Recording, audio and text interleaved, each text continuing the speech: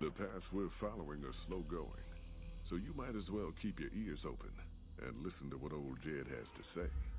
A few decades back, folks in the NCR started to hear about a community in northern Utah called New Canaan. Didn't know much about them, except that they were religious folks, sent out missionaries to talk to the tribes. We've seen our share of cults, but the New Canaanites, they were honest traders. Good fighters, too. Raiders wouldn't tangle with them.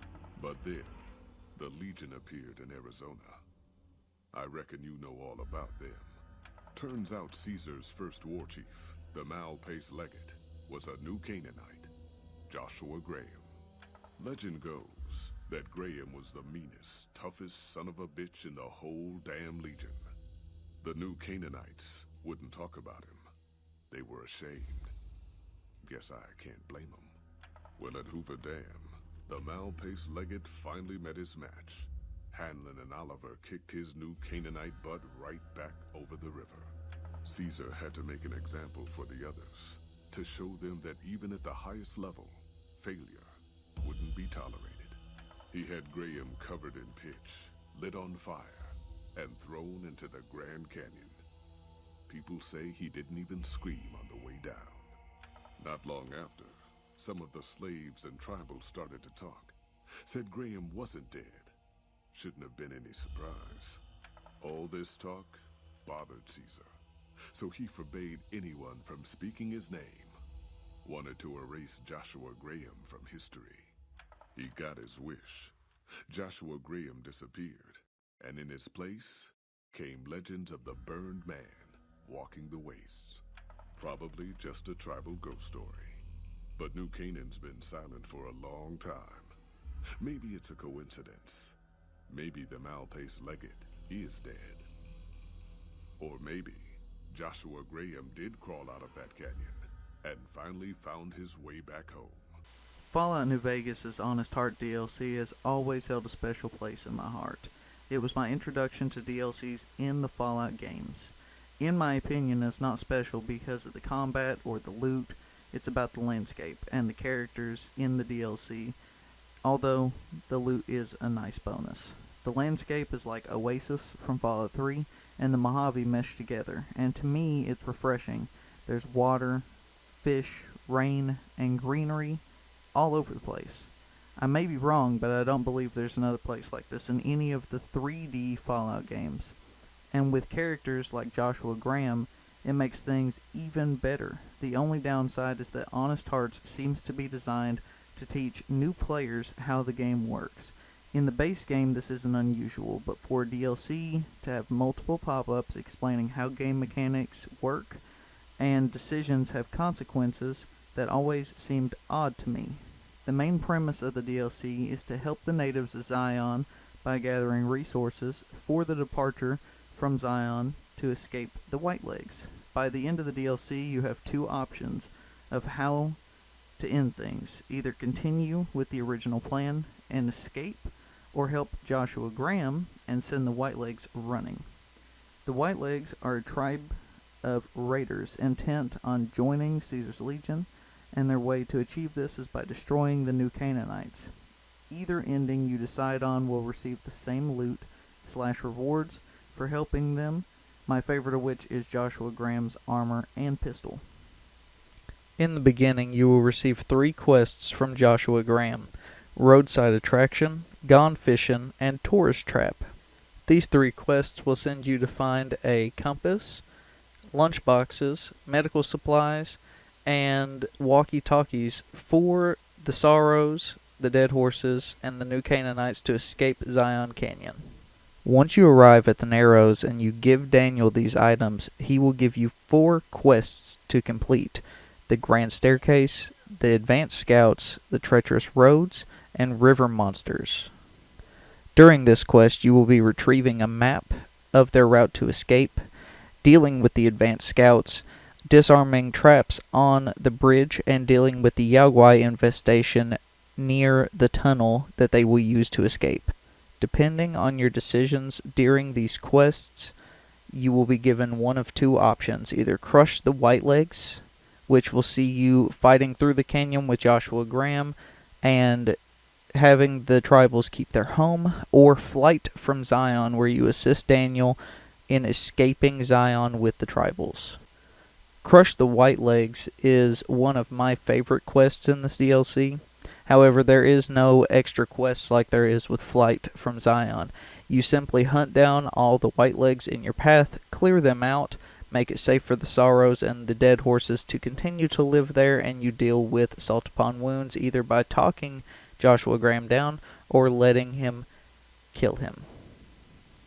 With Flight from Zion, you receive 3 side quests that you have to complete: Prisoners of War, Retake the Bridge, and Sanctity of the Dead. This will see you helping them retrieve the bodies of their fallen comrades, retaking a bridge to help them escape, and Prisoners of War will see you retrieving captured prisoners and defeating the White Legs to help them escape as well.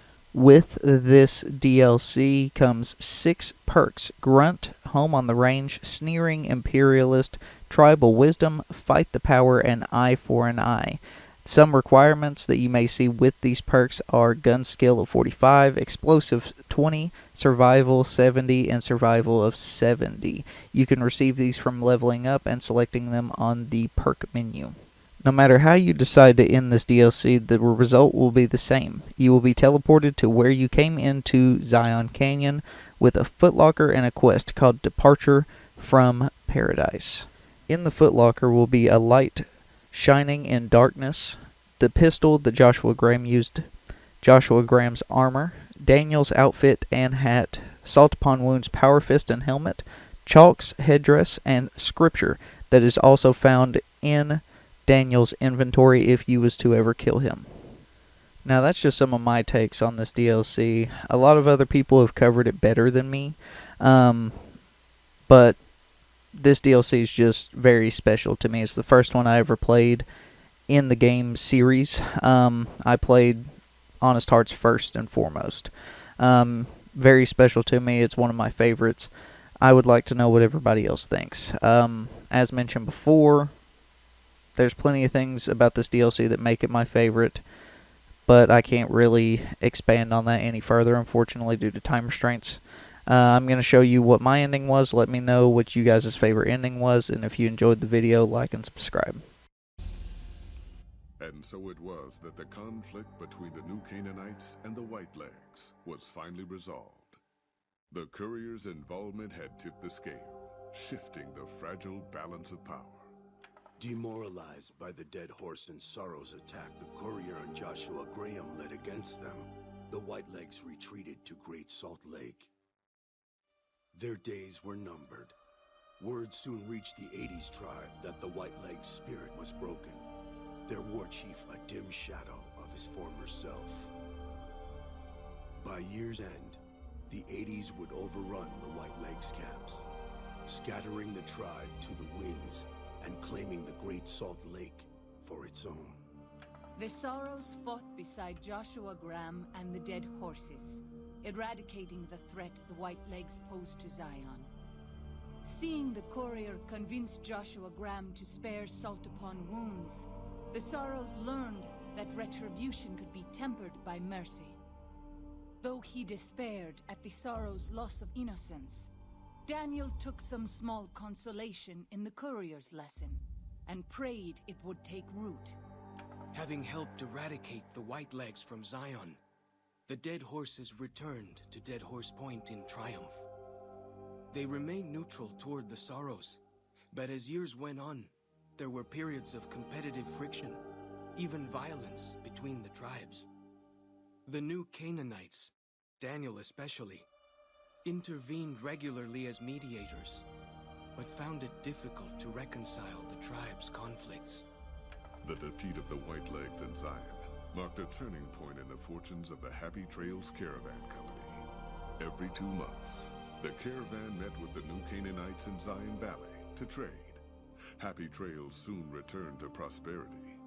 The vigilance of the Sorrows and Dead Horses in defending southwestern Utah, initially startling to Happy Trails caravans, soon proved a blessing. The tribes united against the 80s, driving them back from Highway 50, and thus opening yet another trading route for Happy Trails caravans. Waking Cloud was distraught when she learned of her husband's death, but took comfort from her tribe and the compassion of the New Canaanites. She forgave Daniel for having concealed her husband's fate from her, and learned to accept his fate. When her grief faded, she took a husband from the Dead Horse tribe. At her bidding, he stayed close to home. The threat of the Whitelegs ended. Joshua Graham helped the Sorrows and Dead Horses tend to their fallen comrades and secure Zion. The courier's words had stayed Joshua's wrath in his darkest hour, and in sparing salt upon wounds, he was changed. While he continued to advocate militant opposition to the enemies of New Canaan, he sometimes showed quarter to those who crossed his family. Eventually, this new spirit would diminish the myth of the burned man in distant lands. A small price for the peace it brought to Joshua Graham. For years after the defeat of the Whitelegs, Daniel did his best to minister to the Sorrows' spiritual needs. Try as he might, he could not hold back the tribe's increasing militancy and reverence of Joshua Graham. Demoralized, he returned to his family and Dead Horse Point. His failures haunted him for the rest of his days. And with that, the courier walked out of the history of the tribes of Zion and back to the gathering storm of the Mojave Wasteland.